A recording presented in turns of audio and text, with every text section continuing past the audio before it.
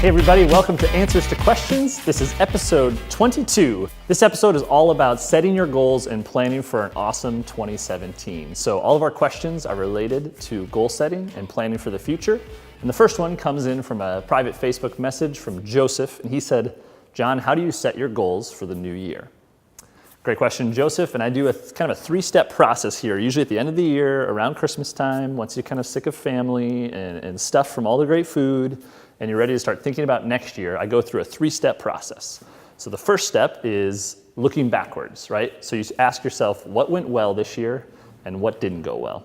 So I want to do a lot more of this, like asking myself, why did that work? How can we do more? How can we scale that? How can we replicate that? And then on the flip side, what didn't go well? Why didn't it go well? And is there something we could avoid, or do we just not want to focus on that anymore? So first you need to look back and think about what went well in 2016 to set up 2017.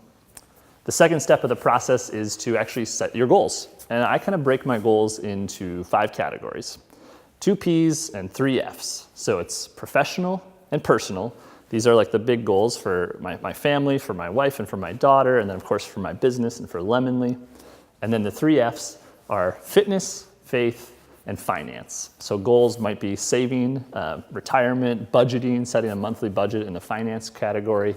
In fitness, in the past, I've wanted to run a marathon or try to exercise, or maybe it's some sort of food goal.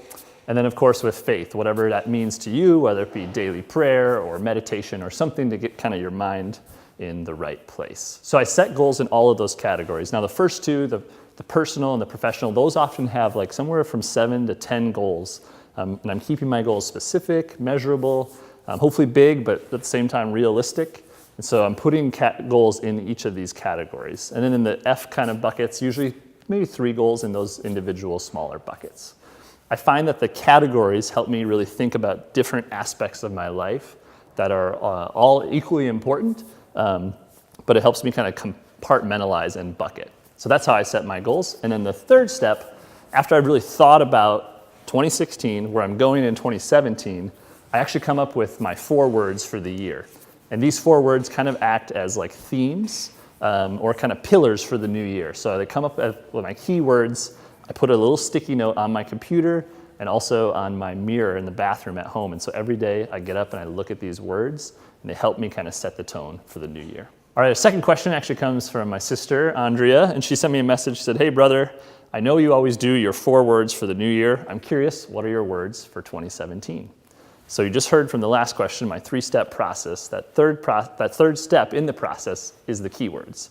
And my words for 2017, Andrea, are discipline, clarity, elite, and moments. And each one of these words has a different kind of meaning to me, but they also really tie together as far as what I want to accomplish in 2017. And so certainly right off the top, clarity and discipline are really related to each other. I want to make sure I'm focusing my time, my efforts, my talents, my treasures on the things that matter. And I have a clear sense of purpose as to why I'm doing it, but then having the discipline to actually accomplish it. So I'll explain these words more. I just wrote a post about these 4 words, and so we'll link it up here. Go find that, and we'll put it in the comments as well. But I'd like to encourage you to consider this exercise, whether it's 1 word for the year or 3 or 4, whatever works for you. And then, like I said, like earlier, put them on a sticky note or write them somewhere where you'll see them on your phone, and it could be your screen, like your background on your phone. But use these words to help motivate and inspire you next year. All right, the last question came on the Facebook page from Garrett Heiberger. He said, John, where do you see Lemonly in 10 years? Now, I threw this question in here related to an episode about goals in the future because I think it's a really hard question. And not to sidetrack, but I want to include a screenshot from this tweet here that I saw recently. I thought it was such an interesting tweet. And this guy says, 10 years ago, so we're thinking in 2006, the following things didn't exist: iPhone, iPad, Nest, Airbnb, Instagram, Snapchat, all of these things that have changed, certainly at least the tech space, but really even the world as we know it. And so this isn't a cop-out answer, but I always think it's what will the world look like in 2026 or 2027 if we're thinking 10 years forward? I have no idea. But in the sub-comments, Garrett did ask the question, will Lemonly still be in Sioux Falls? And so to answer your question, Garrett, I definitely think yes. And what does Lemonly look like in 10 years? I think we maybe move from right now what we call visual storytelling to just storytelling, right?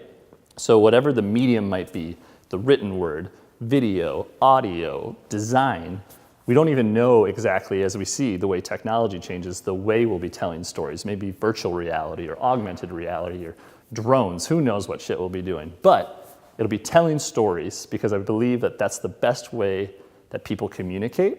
It's the way people remember, and really that intersection of kind of engagement and knowledge and learning, that's where Lemon.ly will always be. So don't know about the specifics in 10 years. I'm gonna keep working on that question, but thanks for asking, Garrett. That's all the questions we have for this episode. I hope that you have an amazing 2017 and that this episode will help you make it a little bit better. The question of the week is if you have any words for your theme, whether it be 1 word, 3 words, 4 words, whatever it might be, leave them in the comment section and explain why that you chose these words. I wanna hear from you, and I wanna help you make 2017 the best year ever.